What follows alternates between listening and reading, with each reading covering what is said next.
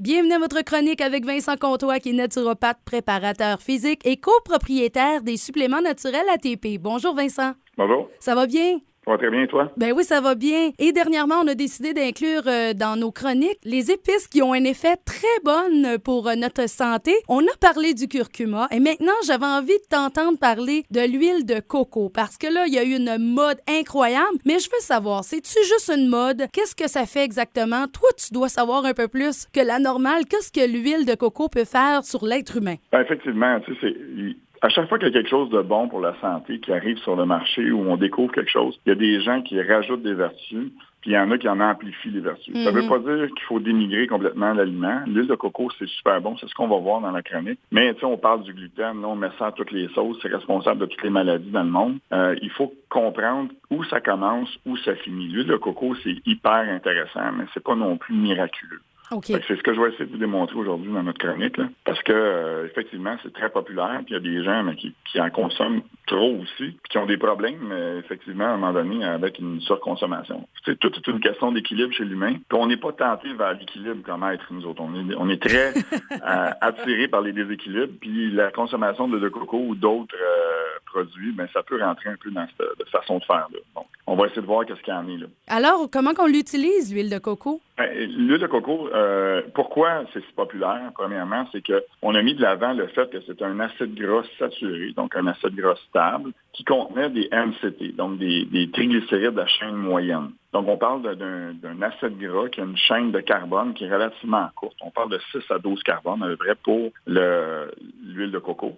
Et ce que ça fait, on va se retrouver avec un gras qui est facilement métabolisable pour l'organisme dû au fait que c'est une petite molécule ou une plus petite molécule. Donc, les vertus, ça a été mis de l'avant de dire que si vous mangez une alimentation qui est faible en glucides, bien notée, une alimentation faible en glucides et que vous rajoutez dans votre alimentation de l'huile de coco, donc ce gras saturé-là à chaîne courte ou moyenne, vous allez avoir une métabolisation de ce gras-là qui va vous donner de l'énergie. Il faut savoir que tout gras consommé, surtout les graisses saturées, avec une alimentation riche en glucides, vous éliminez tous ces bienfaits-là. Moi, je mange du sucre, je mange de l'alimentation nord-américaine moyenne, je bois du Pepsi, j'ai du plaisir à manger toutes mes cochonneries, puis j'entends dire que l'huile de coco, c'est bon, puis je rajoute ça par-dessus, la cerise sur le sundae, j'aurai aucun bénéfice. J'ai une alimentation qui est réduite en glucides et je rajoute de l'huile de coco, je vais avoir de l'énergie qui va venir de mon huile de coco en absence d'une glycémie qui est élevée. Ce qu'on appelle un milieu cétogénique ou cétogène. On entend parler de plus en plus des diètes, là,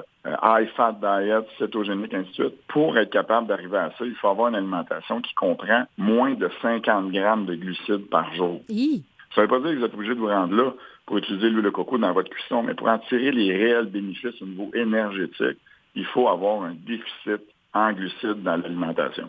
Donc, il faut comprendre où ça commence, où ça finit. Moi, j'utilise personnellement l'huile de coco pour faire cuire des aliments. Okay. C'est très stable à la chaleur. Ça peut endurer 350 degrés Fahrenheit. Donc, si vous faites cuire, par exemple, dans le poêle, des aliments là-dedans, vous allez avoir un peu d'huile de coco dans votre alimentation, mais ce ne sera pas des grandes quantités comme plusieurs préconisent. Vous allez mettez une cuillère à table dans le fond de votre poêle. Ils vont en rester dans le poêle. Les aliments en absorbent peut-être la moitié. Donc, vous allez consommer dans votre journée une demi à une cuillère à table d'huile de coco. Bon, si vous n'avez pas trop de gras dans votre alimentation ailleurs, c'est une très bonne idée. Donc, est-ce que tu favoriserais plus l'huile d'olive pour quelqu'un qui est plus américain dans son menu? Bien, moi, je pense que tous les gras de source naturelle peuvent avoir un avantage. Moi, personnellement, quand je fais une recommandation au niveau de l'alimentation des gens, je dis aux gens, utilisez l'huile de coco pour la cuisson, l'huile d'olive et l'huile d'avocat pour les salades. Dans les aliments gras que vous devez manger, donc manger dans son entité au complet, l'avocat et les noix devraient être des sources très intéressantes de gras dans votre alimentation. Et en supplémentation, on parle d'oméga 3. Si vous avez ce genre d'environnement-là au niveau des gras de votre alimentation, vous allez tirer avantage de chacun. Il faut savoir que dans l'huile de coco, vous n'avez pas tous les types de gras. Vous n'avez pas de polyinsaturés ou très peu. Vous n'avez pas de monoinsaturés. Vous n'avez pas de PA, DHA que vous allez retrouver dans l'oméga 3. Donc, ça ne remplace pas toutes les sources de gras. Il faut avoir une panoplie, une alimentation variée, une supplémentation en oméga 3 parce que l'alimentation nord-américaine, c'est à peu près impossible d'arriver avec le besoin qu'on a en oméga 3, en EPA, DHA. Mais pour les autres gras, il faut avoir un équilibre, je dirais, entre des poly, mono et des gras saturés. Et voilà, c'est clair, net et précis. Et là, on voit ça passer sur le net, puis je veux qu'on mette ça au clair parce que c'est une question que tout le monde va se poser parce que ça l'arrête pas de repasser. Et si on prend de l'huile de coco, est-ce qu'au niveau Alzheimer, au niveau de la concentration, est-ce que tout ça, c'est vrai? Bon, ça, c'est une super bonne question parce qu'effectivement, il y a une étude qui est faite sur la maladie d'Alzheimer qui est très exhaustive au niveau de l'utilisation de l'huile de coco ou tous les acides gras qui sont de type MCT. Là. Donc, ça peut être extrait de l'huile de coco, extrait de l'huile de palme ou tout simplement, dans certains cas, le synthétisé. Ce qu'on sait, c'est qu'une alimentation qui est faible en glucides, qui va être riche en gras de type MCT, donc de triglycérides de la chaîne moyenne, comme j'expliquais tantôt, va être bénéfique, à date, ce qu'on sait dans les études cliniques, va être bénéfique pour les gens qui souffrent d'Alzheimer. Parce qu'on décrirait l'Alzheimer comme un diabète cérébral ou un diabète de type 3. Le cerveau, les cellules du cerveau deviendraient résistantes à l'insuline et ça augmenterait l'évolution, le processus de ce genre de maladie-là, donc la maladie d'Alzheimer. Pour renverser ce processus-là, il faut arrêter de donner du sucre aux cellules et leur donner des corps cétoniques. Donc, pour tomber en cétose, il faut avoir une alimentation qui est relativement grasse et faible en glucides et modérée en protéines. Et à ce moment-là, on est capable d'atteindre ce qu'on appelle l'acétose pour nourrir le cerveau en corps cétonique. Et effectivement, j'ai vu des cas d'Alzheimer, il y a de la documentation là-dessus. Il y a même des protocoles médicaux pour les gens qui souffrent d'épilepsie, le grand mal, donc des gros problèmes d'épilepsie, qui ont une diète cétogénique et ils n'ont aucun symptôme. C'est hyper intéressant, mais là, il faut savoir que c'est très, très, très strict comme alimentation. On parle d'à peu près l'équivalent de 2 tasses de légumes par jour, 100 grammes à 120 grammes de viande par jour. C'est pas beaucoup. Et le reste, c'est du gras, que du gras. C'est vraiment donc, pas beaucoup, là. C'est pas l'alimentation qu'on devrait adopter pour tout le monde. Non. Bien, de là, l'importance d'aller consulter un naturopathe ou quelqu'un qui connaît bien ça pour faire votre menu à vous, parce que chaque personne est différente. La parenthèse qu'il faut voir aussi, c'est qu'on revient toujours au développement de la maladie chez l'homme et la surconsommation de sucre. Et voilà, ça décolle tout le temps de là. C'est quand même une parenthèse importante. On voit que si on mange une alimentation qui est plus riche en gras puis modérée en sucre, on renverse des processus dégénératifs dans plusieurs cas de maladie. Et étonnamment. Donc, c'est une parenthèse qu'il faut prendre en ligne. Ouais. Oui, puis étonnamment, quand on était jeune, on croyait le contraire. On pensait que c'était le gras qui était pire. Le sucre a un lobby qui est très puissant.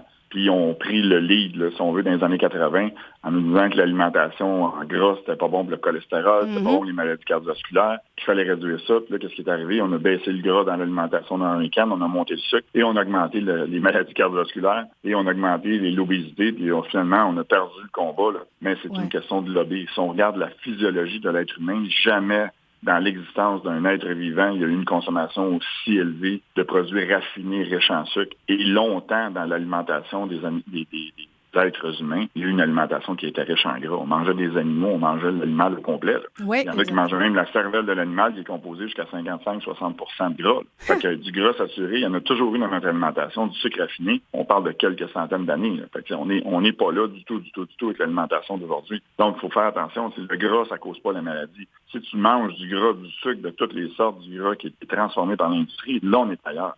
C'est une alimentation avec des gras qui sont disponibles dans la nature, est une alimentation qui est faible en glucides, riche en fruits et légumes et de la protéine de qualité. T'as la vérité. C'est ça l'alimentation. C'est la base. On revient toujours à la même chose. Exactement. Toujours. Merci beaucoup, Vincent. Si quelqu'un veut avoir de tes services, à quel endroit qu'on te joint? Vous pouvez me rejoindre par courriel au vincent@atplab.com. Ou sinon, on vous invite à venir nous trouver sur Facebook. Vous allez avoir toutes nos chroniques à sport, santé et sport, Myriam est là. Merci beaucoup, Vincent. On se redonne rendez-vous pour une autre chronique. Ça fait plaisir. À la prochaine.